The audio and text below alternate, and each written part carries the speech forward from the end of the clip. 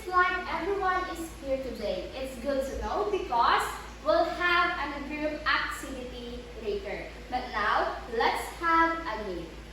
This game called Two Truth and the Lie. I am here two sets of Two Truth and the Lie, and what you will do is you have to guess which are the truth and a lie statement. After that, determine or find the word or phrases that make the sentence lie. And after that, change that word or phrases that make the sentence lie into correct one so that it becomes a truth statement. Did you get it, class? Okay, very good. The game is begin. In the first set, Battery level is 95%. read first the truth statement and guess which are the truth statement and the lie statement. Okay, why do you say so that this first statement is a lie statement? Very good. Because it's symbol. Now, can you change it into correct symbol so that it becomes a true statement? Yes, very good. The symbol of greater than is this, and the symbol of less than is this. So now this lie statement becomes a truth is statement. With that, you have 3 mangoes.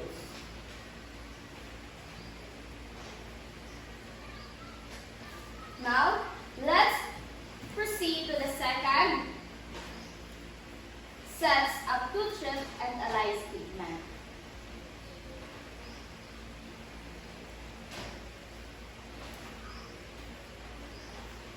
Yes, Rodaline, same with Alisa. Please read first the three statement and guess which are the two truth and a lie statement. Okay, why do you say so that this second statement is a lie statement? What it makes a lie? Very good. The word can. Then can you change it into correct word so that it becomes a true statement? Yes, very good. It should can, not can. So this statement states that system of linear equation that can be solved using substitution or elimination methods. With that, you have 3 mangoes also. Now class, let's have a bravo claps for 2 participants. Do you know what is a bravo claps? Okay, follow me. Okay, now let's move on to our group activity. I will group you into 5 groups.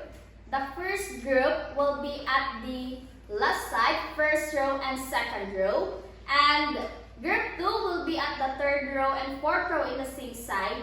And the third group will be at the right side, first row and second row. And the fourth row will be at the third row and fourth row in the same side. And the last group, group 5, at the back of the both sides, last row. So now go to your groups, make a circle to make sure that everyone will participate and cooperate in this activity. And choose one representative to come here in front and choose one cartolina. Inside this cartolina is your assigned task. What you will do is you have to translate the problem and the scenario into a mathematical expression. With that, you can create an equation. No need to answer the problem and scenario. You only need to translate it. Now, get your one card. Now go get one cartolina, then answer it. You have 2 minutes to finish this activity. Your 2 minutes start now. Are you done, class? Please post your cartolina with your answers.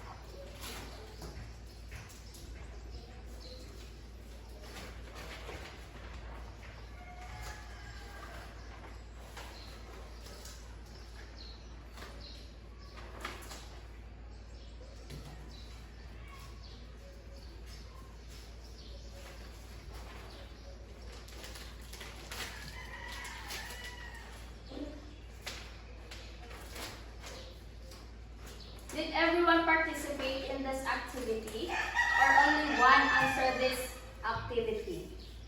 Okay, very good. Now, how did you come up with this equation? What did you do, class? Okay, let's hear an explanation from group 5. Yes, Carl. Please stand and explain your answer.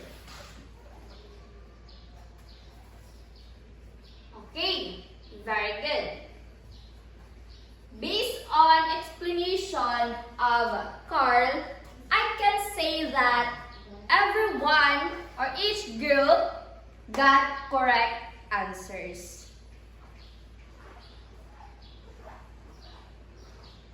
With that, let's have a bravo clap again, class. Okay. Now, the question is, what if we want to solve this problem or scenario?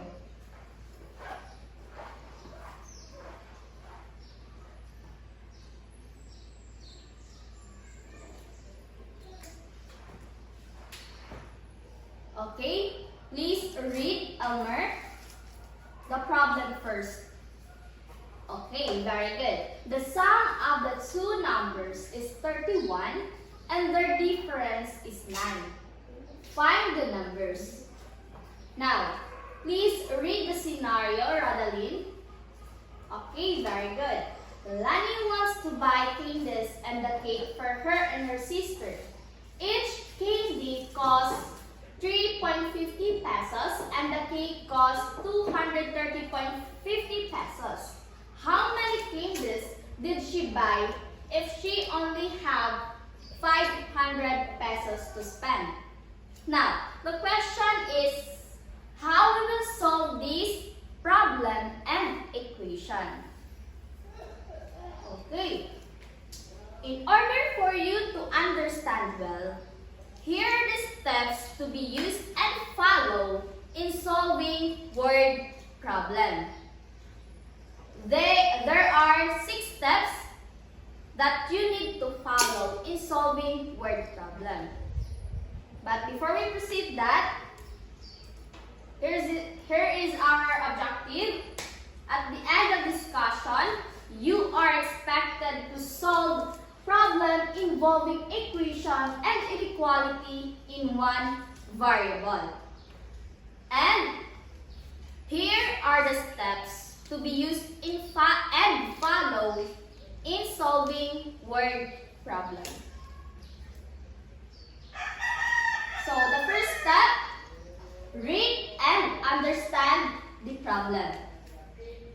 Please read the second step, Razel. Okay, very good. Represent the unknown with a variable. How about the step 3? Yes, Ruel. Very good. Associate the unknown variable with the value given in the problem. And the fourth step, form an equation or inequality using the values and variable.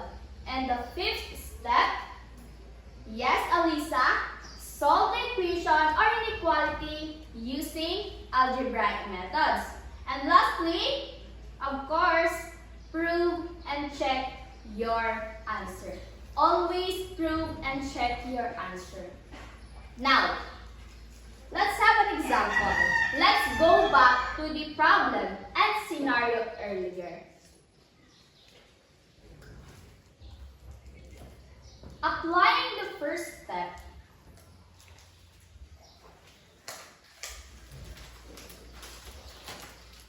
so this is example number 1.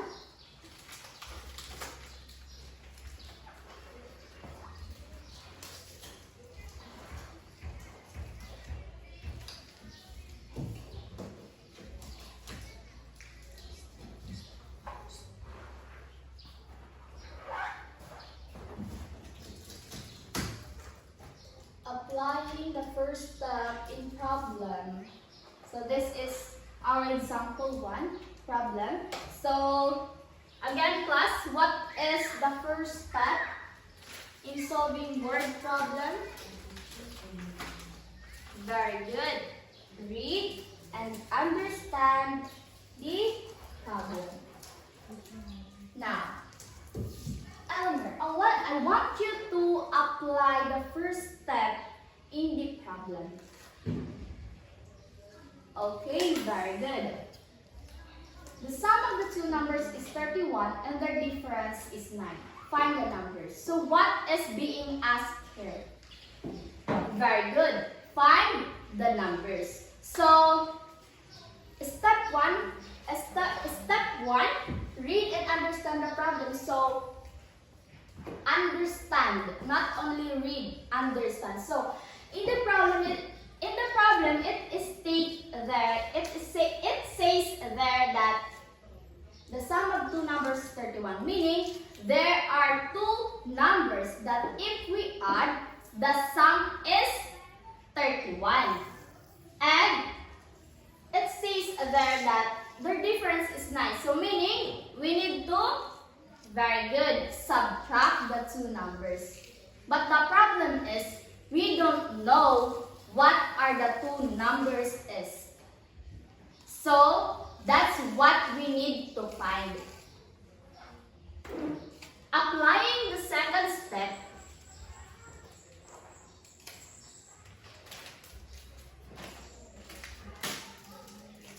what is the second step again, Ruel? Very good. To represent the unknown with a variable. So here, class, in second step, if the variable is not given, you are allowed to use any variable that you want to use. It's either A, B, C, D, and so on and so forth. It's up to you if what you want to use the variable to represent the unknown. So now, Razel, I want you to apply the second step in the problem. You have the freedom to choose what variable you want to use to represent the unknown. Okay, very good. Let X be the unknown and let X be the other numbers.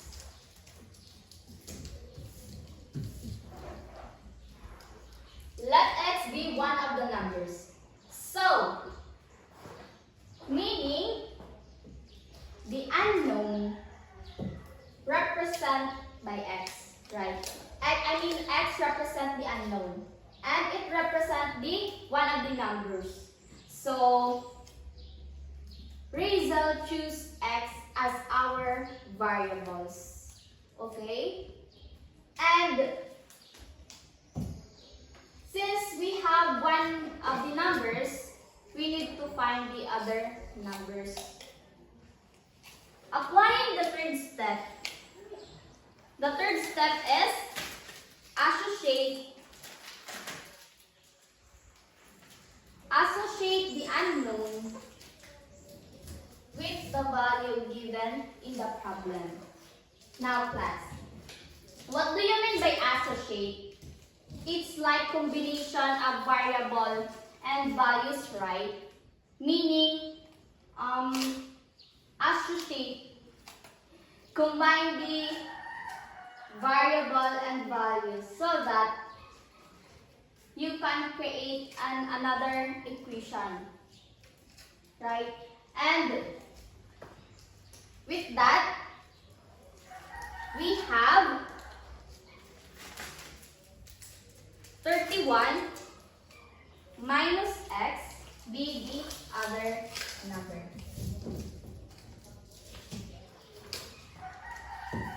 Why 31 minus x?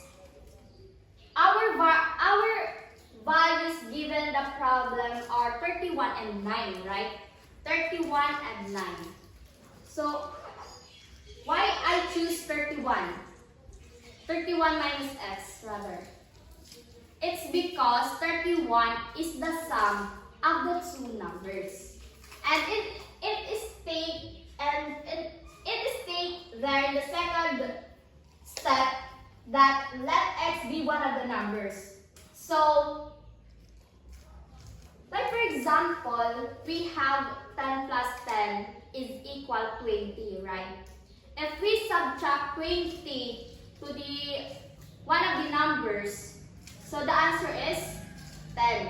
So in this third step, associate the unknown with the value given in the problem, we come up with 31 minus x, and it represents the other number because 31 is the sum and x is the one of the numbers. So if we subtract 31 to the other numbers, then the answer will be the other number. And if we add the other number to the other number, the answer is 31. That's why I choose 31 minus x rather than 9 minus x, because 9 is their difference. We cannot subtract their difference into the other number because the answer will be different na. So then class, we have 31 minus x be the other number. So our variable again is x and our values is 31. So applying the fourth step,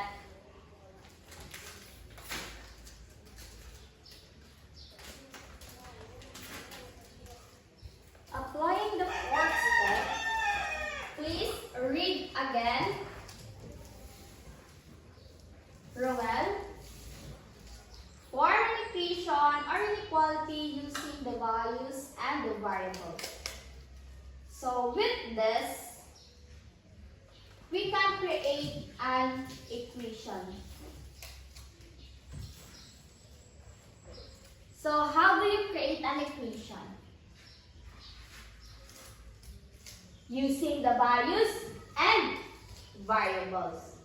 So in the second step, we already have x as our variables. And in the third step, we already have 31 minus x, and it represents the second, the other numbers. And our x, our variable, represent the other numbers. So meaning, This 2 is our two numbers that we need to solve and we need to find. So if we combine these two, we can create an equation because it states there that form an equation or inequality using the values and variables. Now, our equation is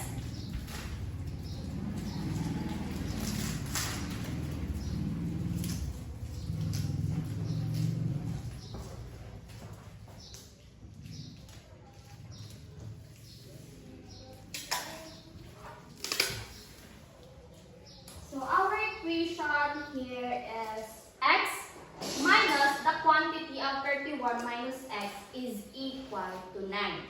So why we come up with this equation? Very good, because the difference is 9. So we combine the first number into the second number, which is 31 minus x, and the first number is x. So here is x is our variable, and 31 is our values, and 9 is our values also. So we come up with this because their difference is 9. So that's why it equals to 9. First number minus second number will be x minus the quantity of 31 minus x is equal to 9. So this is our equation. Now, applying the fifth step,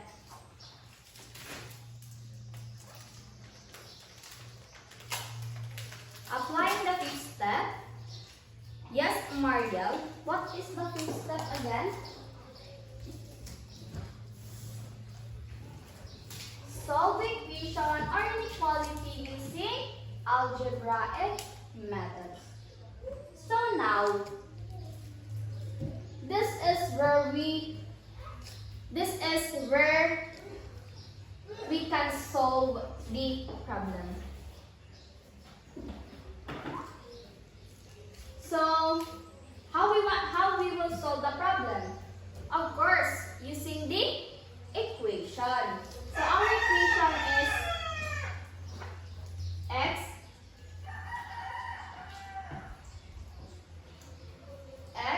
minus the quantity of 31 minus x is equal to 9. Now, what is the next step here? Yes, Rodeline? Very good. We need to distribute the negative sign in each term inside the parentheses. So it becomes x minus 31 plus x is equal to 9. Now, the next step is very good, class.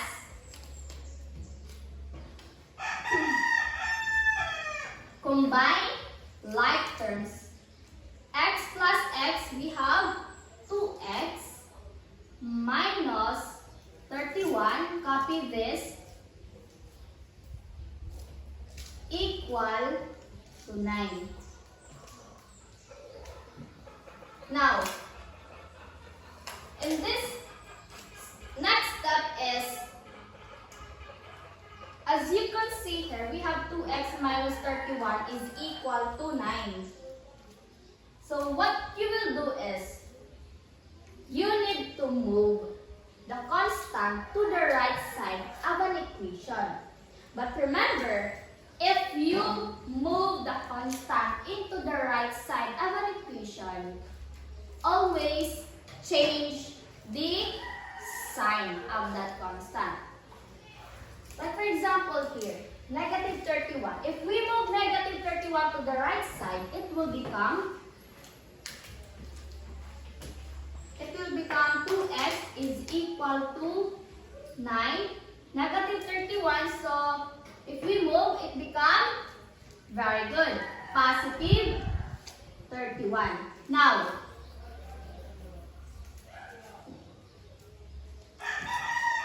what is the next step? Very good. Addition. We need to add the constant. Since it is positive, of course, we need to add. So, we have 2x is equal to 9 plus 31. Very good. 40. Now, what is our goal in this fifth step? In this solution? Very good. Our goal is to find the value of x.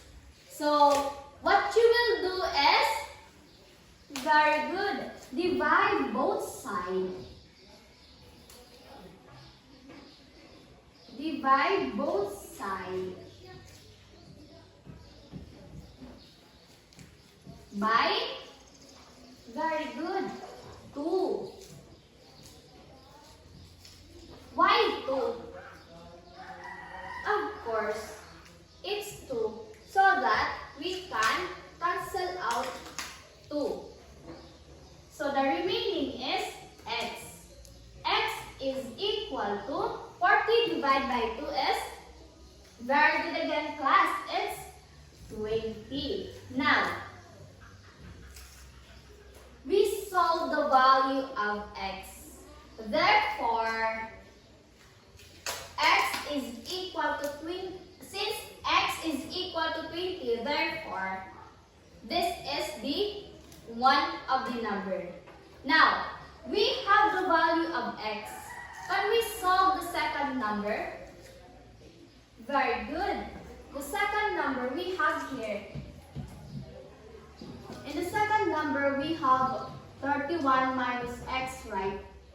So, what you will do is, if there is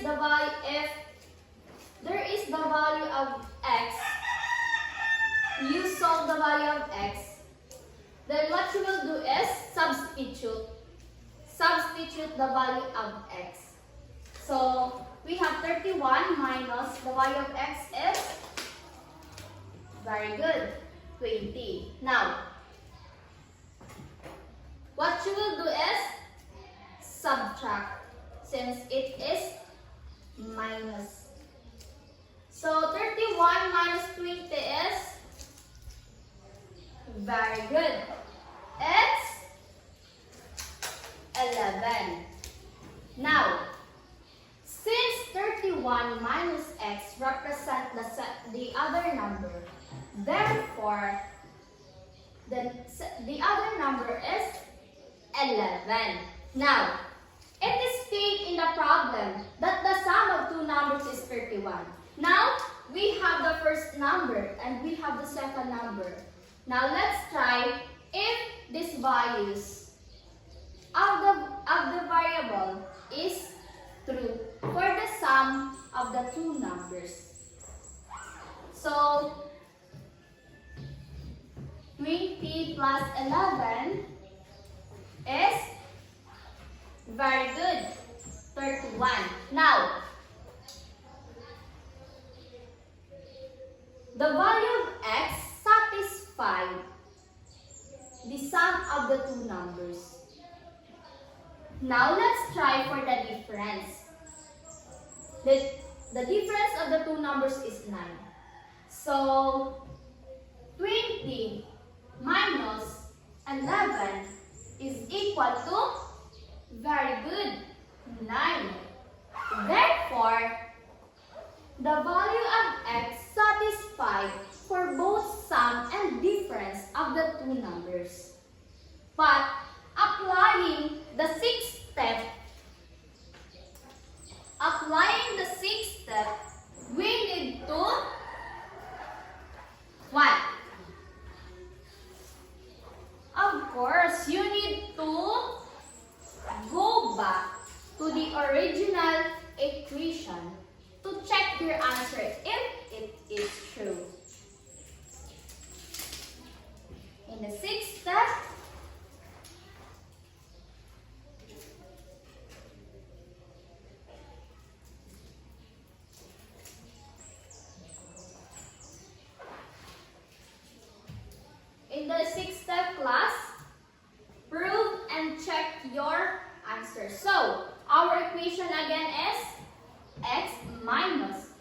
quantity of 31 minus x is equal to 9. Now, again, if there is the value of x, if you solve already the value of x, then you need to substitute that value into the equation. So, the value of x is 20, so 20 minus the quantity of 31 minus 20. So, we have 20 minus the quantity of 31 minus 20 is equal to 9. So 20 minus the quantity of 31 minus 20 is, very good card, it's 9. Therefore, 9 is equal to 9. Therefore, the value of x is true for the problem. Therefore, we solve the problem. Now, did you get it, class? Did we apply already the 6th step in this problem? Okay, now let's proceed to this scenario.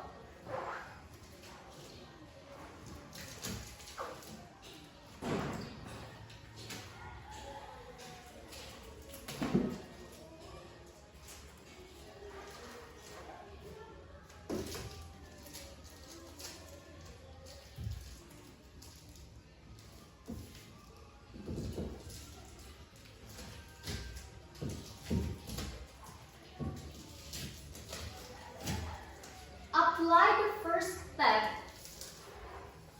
into the scenario, Elmer. Okay, Lani wants to buy candies and a cake for her and her sisters. Each candy costs 3.50 pesos and the cake costs 230.50 pesos. How many candies did she buy if she only have 500 pesos to spend? So, applying the first step, in the scenario, it says there that Lani have 500 pesos only to spend. Now, she wants to buy candies for her and her sister. And she buy cake that costs 230.50 pesos. And she didn't know how many candies she can buy. But she knows that the cost of each candy is 3.50, right? And she have only 500 pesos to spend. So Lani should not buy so many candies because she don't have extra money. She only has 500 pesos. Now, applying the second step,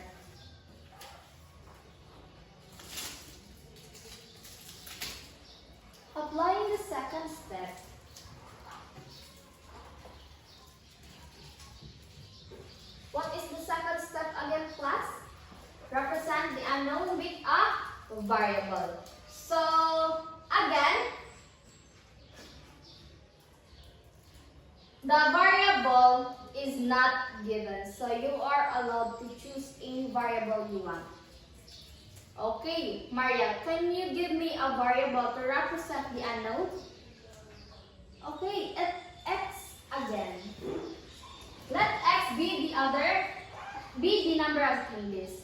Remember, class, that the problem and scenario is different problem.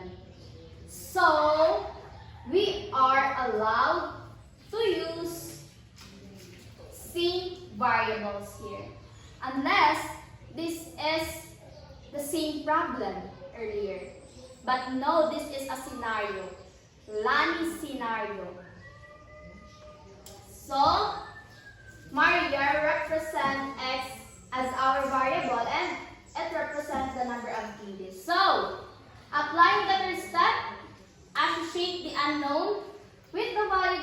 given the problem.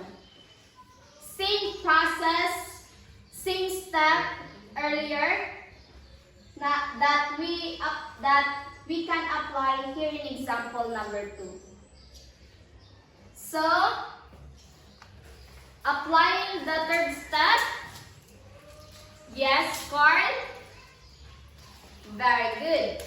3.5x be the cost of changes. Why 3.5x?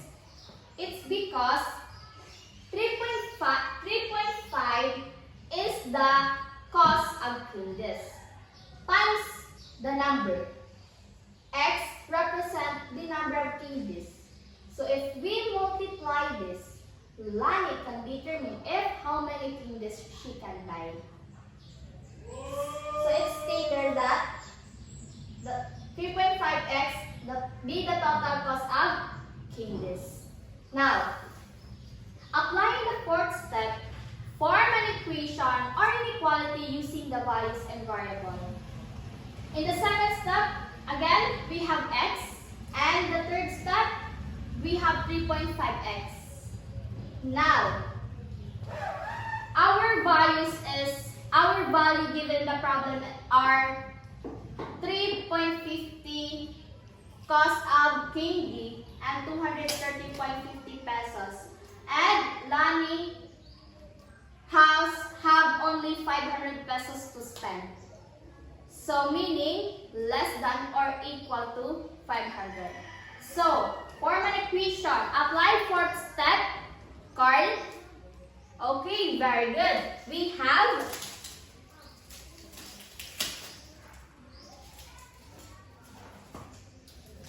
3.5x plus 230.50 plus 230.50 is less than or equal to 500 pesos.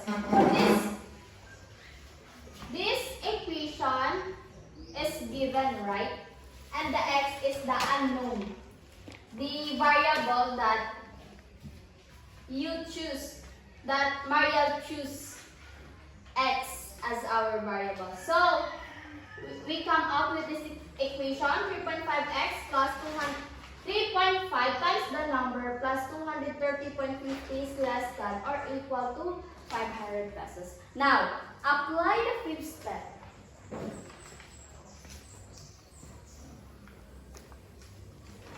Apply the fifth step. So again, how we will solve the problem? Very good.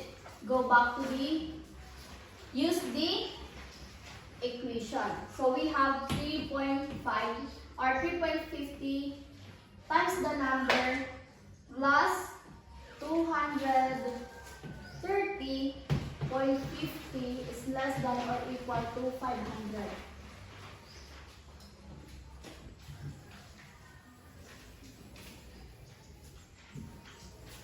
Now class, what you will do here is move the constant into the right side of the equation.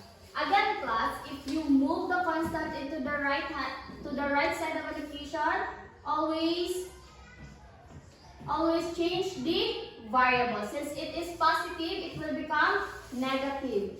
Negative 230.50. Now what you will do is, very good, subtract. So we have 3.50 times the number is less than or equal to 500 minus 230.50. Very good, 269.50 for a while.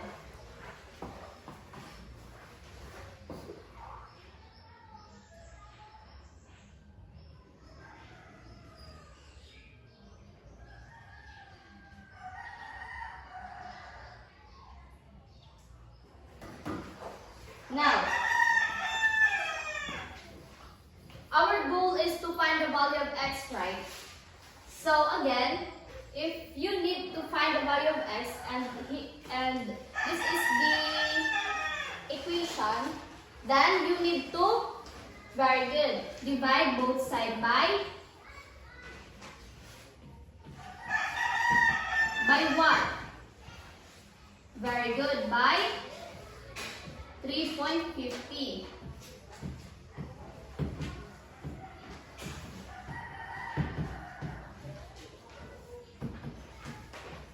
So again, cancel out. So the remaining is x is less than or equal to 269.50 divided by 3.50 is equal to, very good, 77.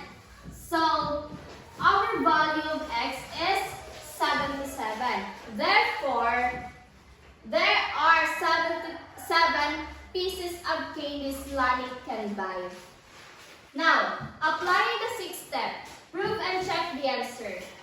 Again, if you prove and check your answers, go back to the original equation. So we have here 3.50 times the number plus 230.50 is less than 500. Now, substitute the value of x. So we have 3.50 times 77 plus 230.50 is less than or equal to 500. Now, 3.50 times 77 plus 230.50 is, very good, Mariel, 500 less than or equal to 500 pesos. Therefore, we solve the scenario. Now, did you get it, class?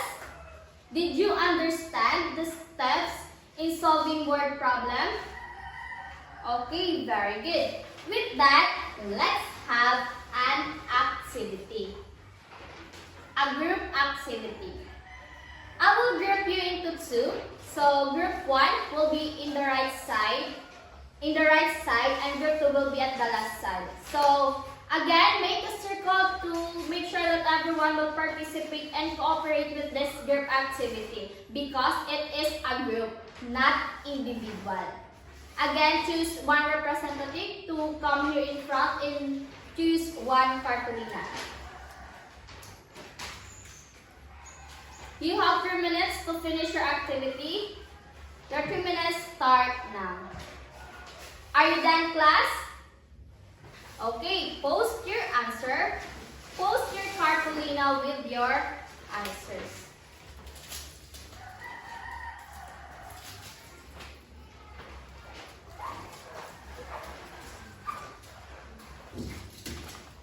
We're done with this.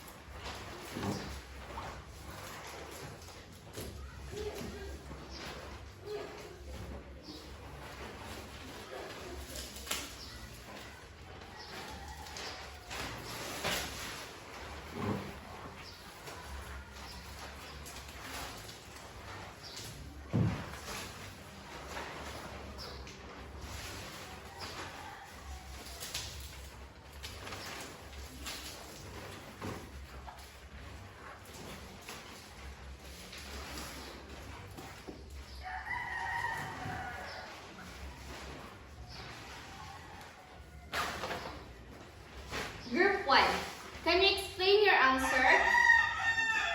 Okay, please stand up, Carl. Group 2, is it correct? Okay, they follow the step in solving word problem. How about group 2? Can you explain your answer? Is it correct, group 1? Okay, they also follow the steps in solving word problem. Now, get one whole sheet of paper, we will have a quiz.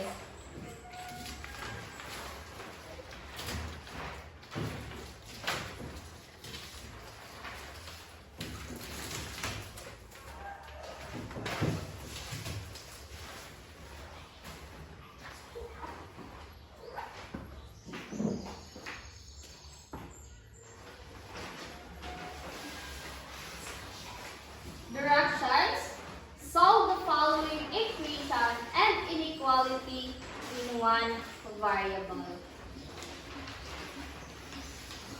This is not a group activity. It is individual. It's your quiz.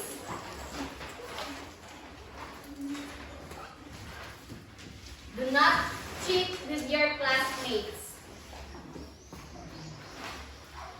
You have 2 minutes to finish your quiz. Your timer will start now. Are you done, class? Please submit your paper now.